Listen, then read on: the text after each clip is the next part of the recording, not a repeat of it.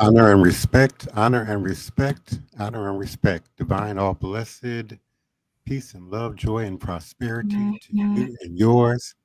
It is another edition of Revolutionary Hoodoo, New Orleans Voodoo Secrets and Recipes, featuring, sponsored by, promoted by NOIVD, New Orleans International Voodoo Day.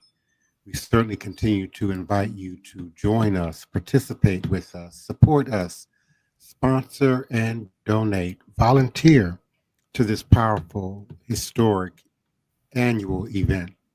We are gearing up now for our third annual International New Orleans Voodoo Day. And we invite each and every one of you to continue to visit our website at www.vodouday.org,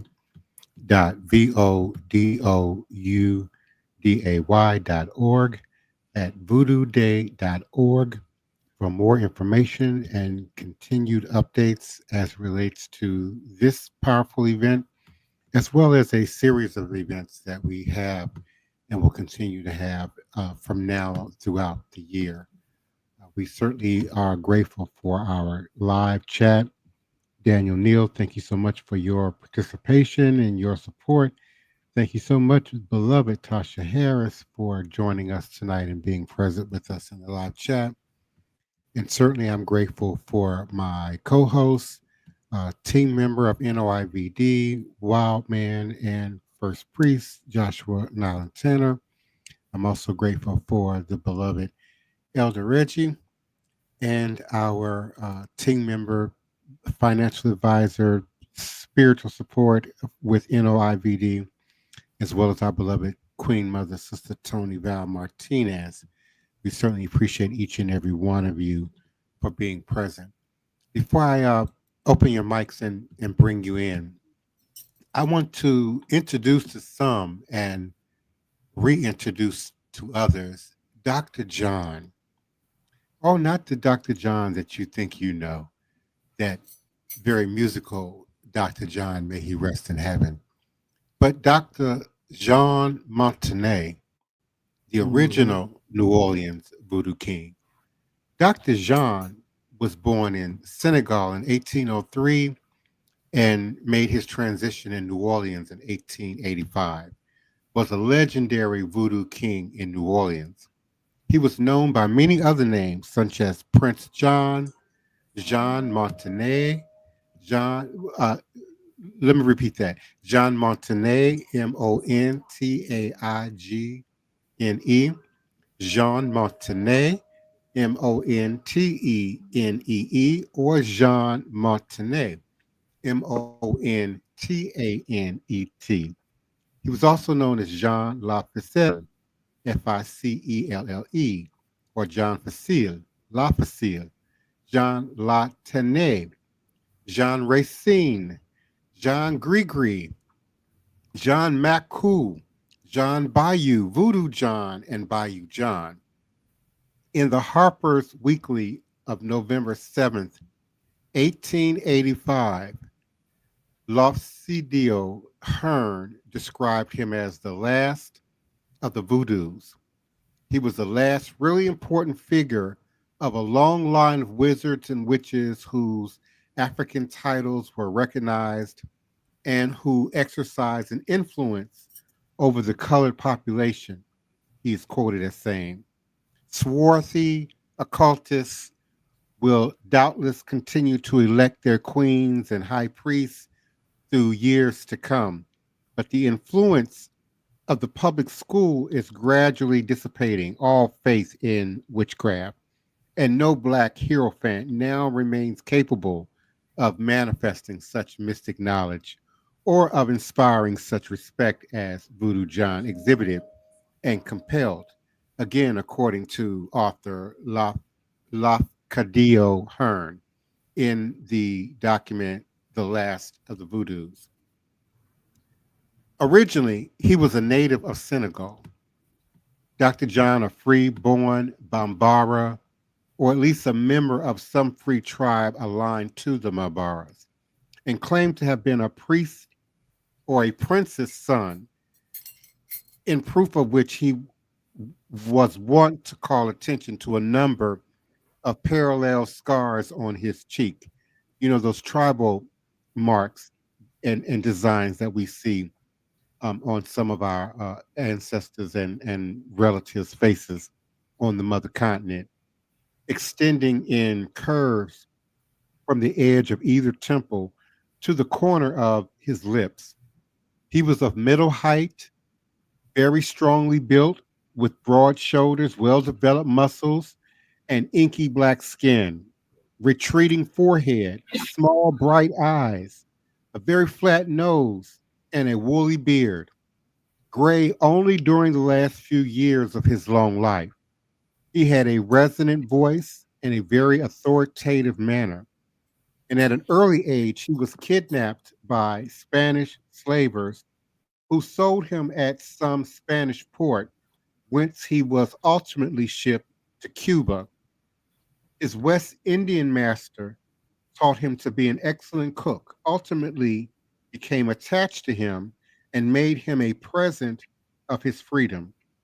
John soon afterward engaged on some Spanish vessel as ship's cook, and in the exercise of this calling, voyaged considerably in both hemispheres. Finally, tiring of the sea, he left his ship at New Orleans and began life on shore as a cotton roller. His physical strength gave him considerable advantage above his fellow blacks, and his employers also discovered that he wielded some peculiar occult influence over his co-workers, which made him valuable as an overseer or gang leader. John, in short, possessed the mysterious Obi power, the existence of which has been recognized in most slave-holding communities, and with which many a West Indian planter has been compelled by force of circumstances to effect a compromise. Accordingly, Jean was permitted many liberties which other blacks, although free, would never have presumed to take. Soon it became rumored that he was a seer of no small powers, and that he could tell the future by the marks upon bales of cotton. Dr. Jean claimed he was a prince in his homeland of Senegal, who had bought the knowledge of voodoo from his home country, Senegal.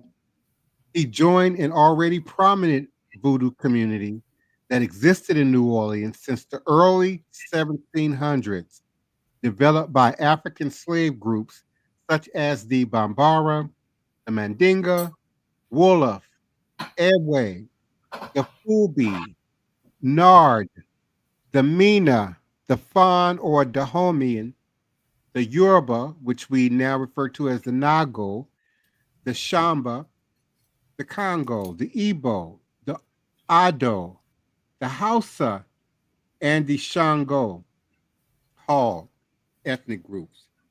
Previous natives of Senegal were already enslaved in New Orleans by 1720.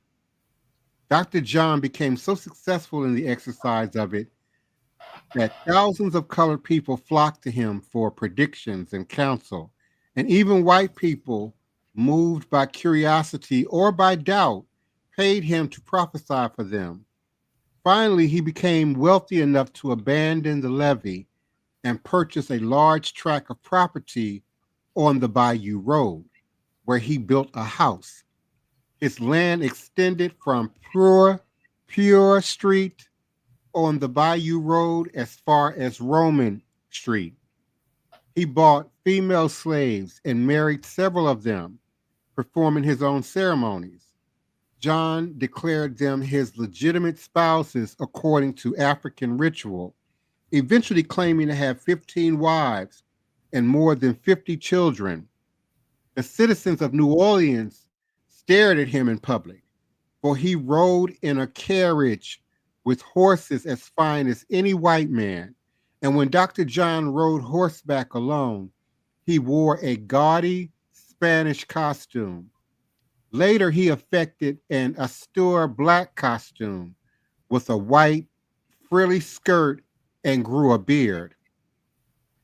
Leaving the voodoo meetings to the administration of the voodoo queens, Dr. John specialized in fortune telling, divination, healings, and making gree bags. At his new home, John continued the practice of fortune telling, but combined it with the profession of Creole medicine. and of arts still more mysterious. By and by, his reputation became so great that he was able to demand and obtain immense fees.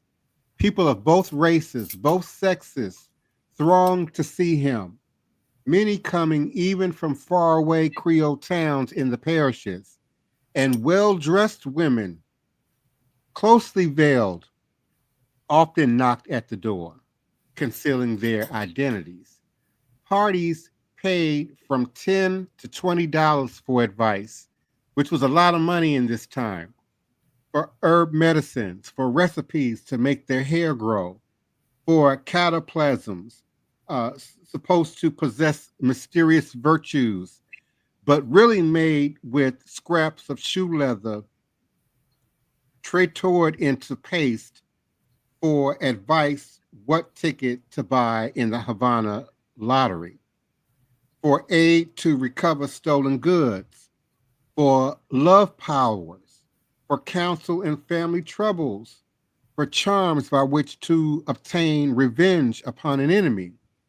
And once John received a fee of $50 for a potion, it was water, he said in a Creole to a Creole confidant, with some common herbs boiled in it. I hurt nobody, but if folks want to give me $50, I take the $50 every time. One of Dr. John's specialties was the starting or stopping of poltergeist phenomenon, usually showers of rocks and stones on the victims' houses, something called lithoboly, Lithoboly, lithoboly. In parapsychology, in cases of stone throwers have been reported throughout history, especially in connection to cases of witchcraft and demonic possession. Policemen stood baffled as the rocks rained down, apparently from nowhere. Naturally, Dr. John could stop such harassment for a fee. And one case reports that the slaves of Samuel Wilson paid $62 to stop a shower of rocks, but Wilson took Dr. John to court to retrieve the $62. A few days later, the rock showers began again. His house was filled with snakes, lizards, toads, scorpions, and human skulls stolen from graveyards, and his office furniture consisted of a table, a chair, a picture of the Virgin Mary, an elephant's tusk, some shells, which he said were African shells, probably cowrie, and enabled him to read the future, and a pack of cards in which each a small hole had been burned. About his person, he always carried two small bones wrapped around with a black string, which bones he really appeared to rever as fetishes. Wax candles were burned during his performances, and as he bought a whole box of them every few days during flush times, one can imagine how large the number of his clients must have been and the amount of income he was earning. Generally speaking, we would have used oil or oil lamps, which would have been much more economical at that time. The buying and purchasing of wax candles would have been seen as a luxury. They poured money into his hands so generously that he became worth at least $50,000. Through Dr. John's work in the medicinal aspects of voodoo, he gained a reputation for being an excellent healer. Some reports went as far to state that he had the ability to resuscitate patients on the verge of death through his rituals. On grand occasions, Dr. John used to distribute lagresse among the colored population of his neighborhood in the shape of food, bowls of gumbo, or dishes of jambalaya. He did it for popularity's sake in those days, perhaps, but in after years during the great epidemics, he did it for charity, even when so much reduced in circumstances, even when so much reduced in circumstances that he himself obliged to cook the food to be given away. Even at the end of his life, when he had lost his fortune, he used his skills to heal. Testimony to his remarkable skill in the use of herbs could be gathered from nearly everyone now living who became acquainted with Dr. John. And during the epidemic of 1878, which uprooted the old belief in the total immunity of West Africans and colored people from yellow fever, two of John's children were taken down by the yellow fever. I have no money, he said, but I can cure my children, which he proceeded to do with the aid of some weeds plucked from the edge of the pure street gutters. One of the herbs, I am told, was what our Creoles call parasol. The children were playing on the banquet the next day, said my informant, according to the author of the document. So, unable to read or write, Dr. John amassed a fortune, but by the end of his life, he became the victim of a con artist who had him sign his name on a contract by which he lost all his Bayou Road property. He did not know what to do with his money. He had no faith in banks and had seen too much of the darker side of life to have much faith in human nature. For many years, he kept his money underground, burying or taking it up at night only, occasionally concealing large sums so well that he could never find them again himself. And now, after many years, people still believe there are treasures entombed somewhere in the neighborhood of Prayer Street and Bayou Road. All business negotiations of a serious character caused him much worry, as he found many willing to take advantage of his ignorance. He probably felt small remorse for certain questionable actions of his own. He was notoriously bad pay, and part of his property was seized at least to cover a debt. And then, in an evil hour, he asked a man without scruples to teach him how to write, believing that financial misfortunes were mostly due to ignorance of the alphabet. And after he had learned to write his name, he was innocent enough one day to place his signature by request at the bottom of a blank sheet of paper, and lo and behold, his real estate passed from his possession into some horribly mysterious way. And still, he had some money left and made heroic efforts to retrieve his fortunes. He bought other property and he invested desperately in lottery tickets. The lottery craze finally came upon him and had far more to do with his ultimate ruin than his losses in the grocery, the shoemaker shop, or other establishments in which he had put several thousands of dollars as the silent partner of people who cheated him. And though at the time his prestige or his protege, the famous voodoo queen Marie Laveau, succeeded by her daughter of the same name, had taken over the New Orleans voodoo business, he might certainly have continued to make a good living, since people sent still for him to cure them with his herbs or went to see him to have their fortunes told. But all his earnings were wasted in tempting fortune. And at age 80, after a score of seizures and a long succession of evictions, he was at last obliged to move in with children from his white wife, though he despised mulattoes. And all he had once owned, nothing remained to him but his African shells, his elephant tusks, which Elder Reggie and I might identify as a tapper, a divination tapper, and the sewing machine table that had served him for telling his fortunes and for burning wax candles upon. New Orleanians gossiped that Dr. John was fixed, perhaps by Marie Laveau or Marie Laveau's daughter, and the victim of spells greater than his.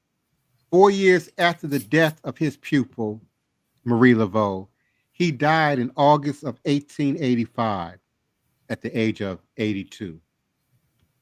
And so we give honor always, first and foremost, to our ancestors and the great shoulders upon which we now stand upon. And we want to acknowledge not only the great Marie Laveau, who we will be acknowledging on June 24th at Bayou St. John's for our annual St. John's Eve.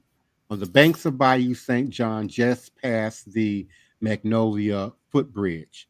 June 23rd, 7 p.m., celebrate the annual St. John's Eve head washing ceremony, a form of voodoo baptism, if you will, or head cleansing, lave tete, or ibori in Yoruba language, dedicated to Marie Laveau. And certainly we acknowledge in our hearts and our spirits all the ancestral hands who had a part in the making of Marie Laveau, for which Dr. John Martinez indeed would be one. So we certainly are grateful and appreciative of those ancestors that continue to pass these powerful and great traditions down. What say ye, Elder Reggie? Greetings and salutations, beloved. Yes.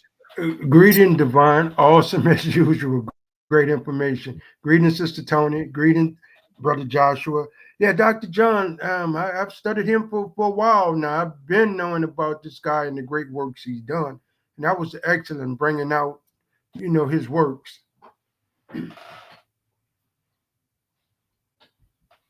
Greetings, Sister Toni. How you doing? Greetings, everyone. Greetings, Elder Reggie, Divine Prince, Joshua, everybody out there listening. I find it quite interesting when you think of he taught Marie Laveau.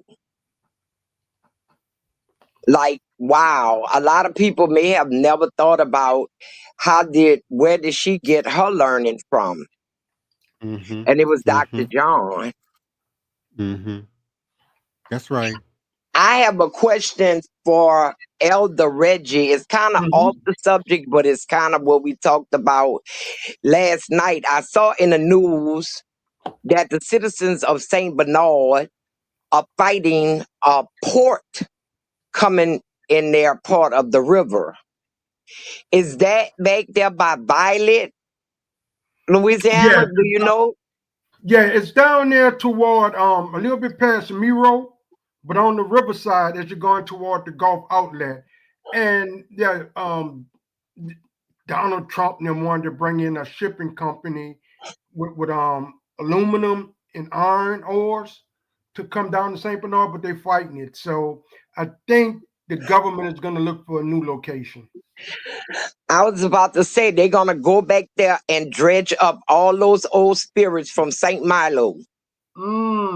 Yes, if they would accept that offer, you're right. They would have went back there and dredged up all that area that they filled in the swamp. They're gonna dig it back up. Yes. And that's the part of St. Milo. I agree with that. But the spirits and the ancestors have the people protesting. I don't believe it's going to come. So the dredging won't happen. And also today, there was another big fire. It wasn't a plantation, but it was an awful place of pain and suffering for orphan children. And that was Hope Haven, the Madonna building. Oh wow. And what it is, Metairie. That was an awful place of suffering for the orphans. They were sexually abused, physically and mentally abused. A lot of those that were abused are still alive today. I don't think it was until the 80s that it closed down. Yeah. The archdiocese closed it down, and they were looking to sell it, and the city was trying to buy it to repurpose it and make it something else, to renovate it, because they wanted to keep it because it was historical, but that's out the question now because it burned down. Yeah. And I was like thanking the ancestors for getting rid of that. Yeah. That's it. Yeah, but good information coming across tonight. But Dr. John, he was a very good medicine man. But a lot of from the little studying I was able to do, just like I see a lot of herbalists do, if you have that connection with the spirit realm with herbs, you can heal almost on the spot at times when another person could take that same herb and can't get anything done. And that was the key. That was the key to him. He was an excellent herbalist. Well, I feel like everybody can't be a healer, just like everybody can't be a doctor, and every Mm-hmm, doctor can't be a surgeon.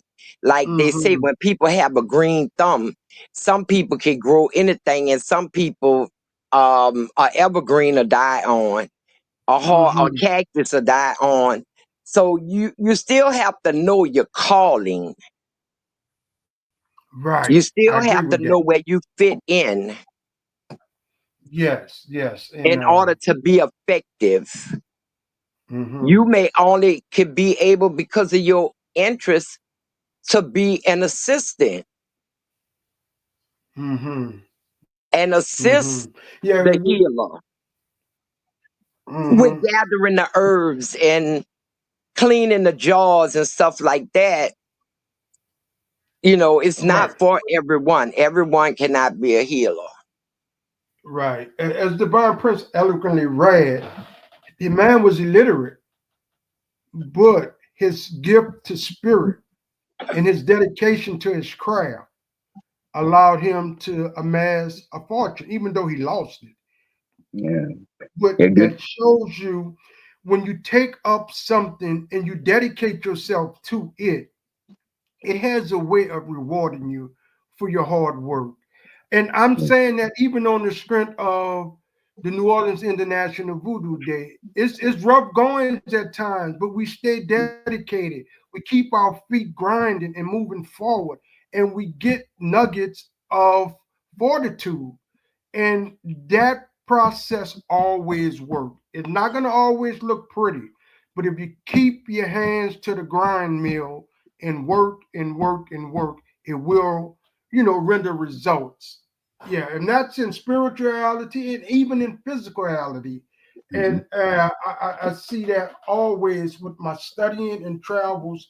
I see it over and over again because if it's the hard work and dedication, Well, if you Reggie. continue Good to evening, everybody. that, Just yeah, good evening, Elder Reggie mm-hmm, and Toni and yeah, Divine Prince and everyone that's out there listening. mm-hmm, Yeah, I'm glad you brought that up, especially Dr. John. That was some great information, and his insight in medicine, one of the greatest medicine men that we've had in this area, in this region. mm-hmm, And to see how he amassed a fortune and see how the fortune was taken away from him, it couldn't help, but I couldn't help but to think about how most people in this country or people of color have, we always find a way to mask or to survive and go through hard times and tap into our innate ability to be able to persevere. And mm-hmm, to hear that about Dr. John and his illiteracy, which comes from a lot of different things. It doesn't come from his lack of education. It comes from of a lot of things politically that was happening during that time of us being mm-hmm, unable to be able to learn illegally, for us to be able to write or to read or to even amass that or obtain that education unless it was given to us from family members that had it previously. So, mm-hmm, and being him from Senegal, he didn't have that resource available to him through his family. But to see how he lost those things because of that really kind of hit home about a lot of things that has happened in this country in terms of how a lot of people of color have lost land and resources mm-hmm. because of that. during those times too. Well said, Joshua. But with that, we at closing time, and I like to close us out with a reminder of St. John's Eve on Monday night, June 23rd, Bayou St. John region, sponsored by the New Orleans International Voodoo Day Committee. Mumbo Sally, who spearheads that, does a great job. I have never been, but it's my point in contention to be there this time so I can see it and partake in that. And I like to always open up an invite to all those in the collective audience in the chat that comes every night diligently to see what we bring forward. And I am willing to tell them if they continue to come, they will be rewarded for just tuning in, paying attention, and learning. As Divine always bring in different topics, different real human people that have overcome obstacles and made a change for the greater city of New Orleans and the world as a whole. So with that, I say, Ashe, we close out as we move forward to Juneteenth tomorrow. Everyone have a blessed night. Hope your ancestors, love on your ancestors, and give thanks to your ancestors. Ashe, Ashe, Ashe. AYIBOBO. Good night, everyone. Yeah. Sure.